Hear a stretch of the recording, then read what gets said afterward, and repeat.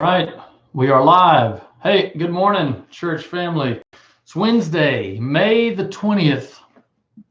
Um, and I've been thinking about something I want to share with you. Uh, it's sort of it takes so many different elements going on in my life right now and puts them together. So I hope that this week's midweek encouragement doesn't just sound like verbal vomit from me to you, but I'm trying to take all these elements and put them together in one coherent thought, which can be hard sometimes. So let me fill you in, and I'll just kind of unload a little bit at a time. Here's what my week has looked like, and my looking back into last week since I sent you a message. So everything for me is kind of ramping back up. The busyness of life is starting to pick back up. Texas is opening up. Businesses are opening up. Restaurants are opening up. Businesses, are gradually beginning to fill back up to the capacities that they were at before. And so churches are much the same. Pastors that I talk to are getting a little bit busier, and they're having to plan a little more, and they're having to, they're having to almost. I've heard one of them said to me, it almost feels like church planning again. Like you're just about to launch your new church, and you're trying to tie up all your loose ends.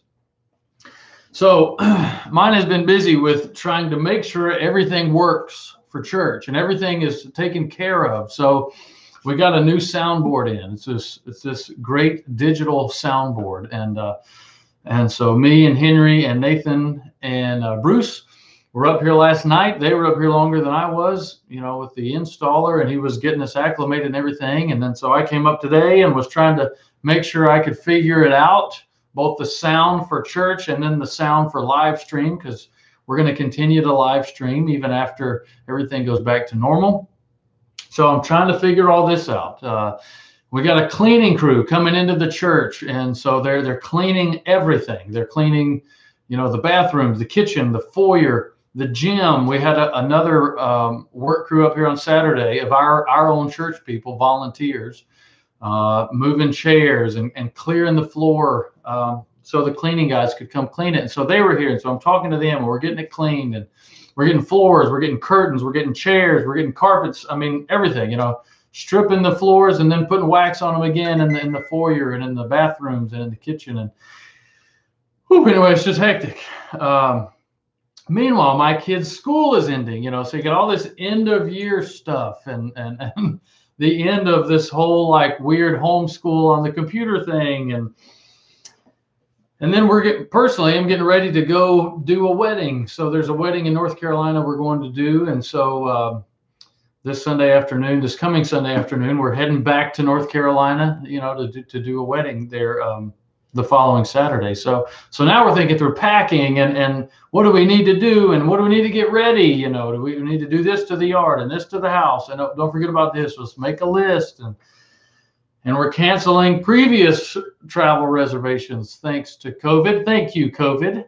My Army stuff is picking back up as I'm now in this new position, and the former chaplain that I'm replacing is leaving, and so now here you go. It's your baby now, and so now I'm talking to soldiers again. I was on the phone with a soldier this morning and helping her think through some personal struggles that she's having. And anyway, all this is building, okay? And then today I see the inevitable news that I knew was coming, which was that one of my greatest heroes in the faith, Ravi Zacharias, passed away from cancer. And so, I love Ravi Zacharias. I never got the chance to meet him personally. But anyway, so you got all these things, right? And then on top of that, you still have all the talk and all the concern about, do we wear a mask? Do we not wear a mask? Do we do this? Do we not do this? Is this okay? Is this not okay? And you see the chatter back and forth on all the channels, about do we or don't we? And I feel this way and I feel this way. And real similar to what I shared last week from Job.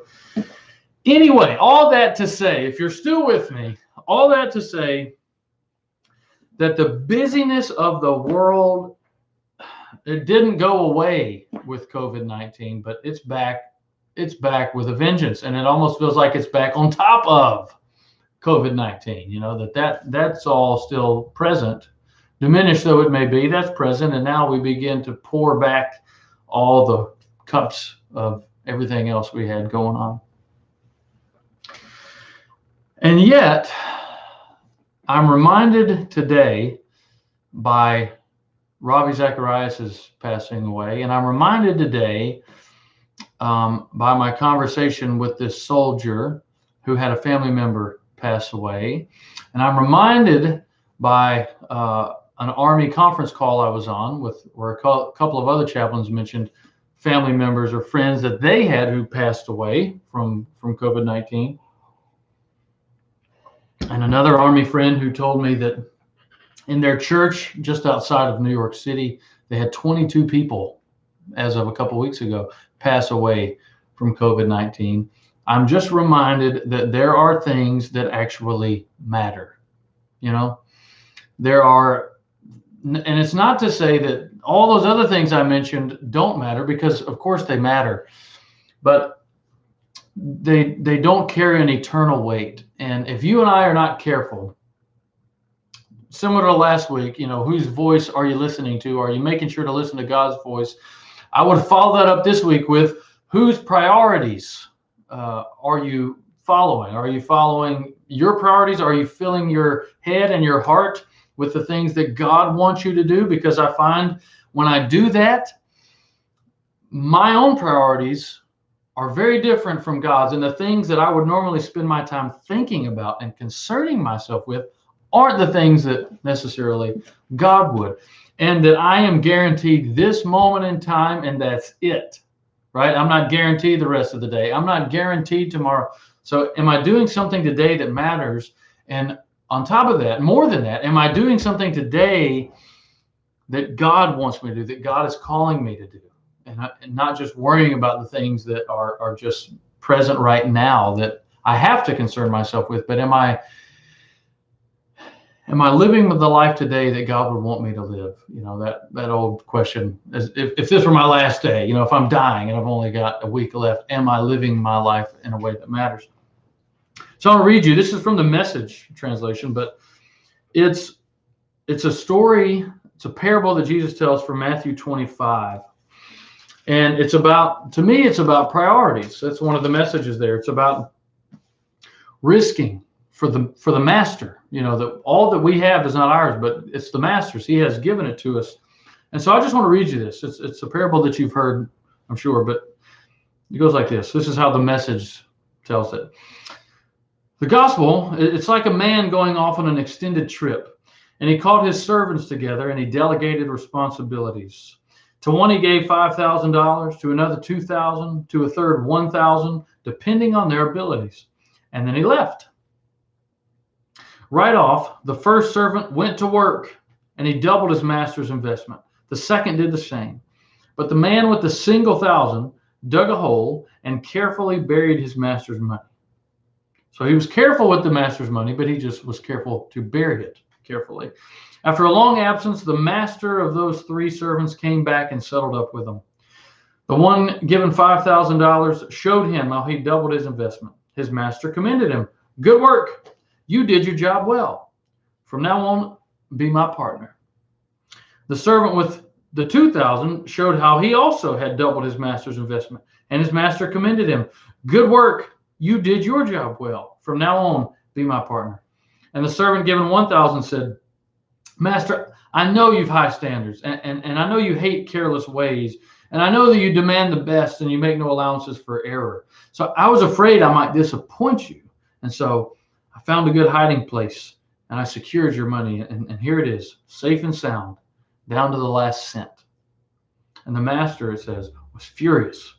That's a terrible way to live. It's criminal to live cautiously like that. If you knew I was after the best, why did you do less than the least? The least you could have done would have been to invest the sum with the bankers, where at least I would have gotten a little interest. Take the $1,000 and give it to the one who risked the most.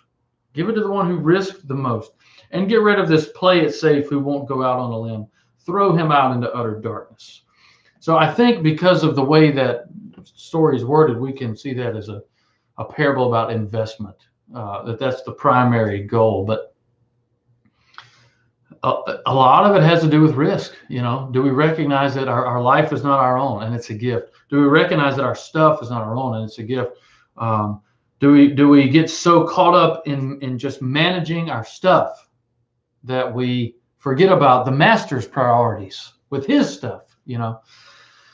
So I want to challenge you to consider today as a gift from God, a gift from the master, and steward it, right? There's plenty that you have to worry about. There's plenty of things that you're just going to have to deal with because you're a human being on this planet. But we have to steward our days and our thoughts well, especially as we get so busy and there's so many competing things for our time. I want to close by reading you this quote. It's from Ravi Zacharias. It's a quote from his book, Jesus Among Other Gods. And it's his story of why he came to Jesus and why he had to stay with Jesus, why he could not leave Jesus. And I'm inspired by Ravi in part because every day from the time he gave his life to Christ, he gave every day after that to Christ. And I'm challenged by that.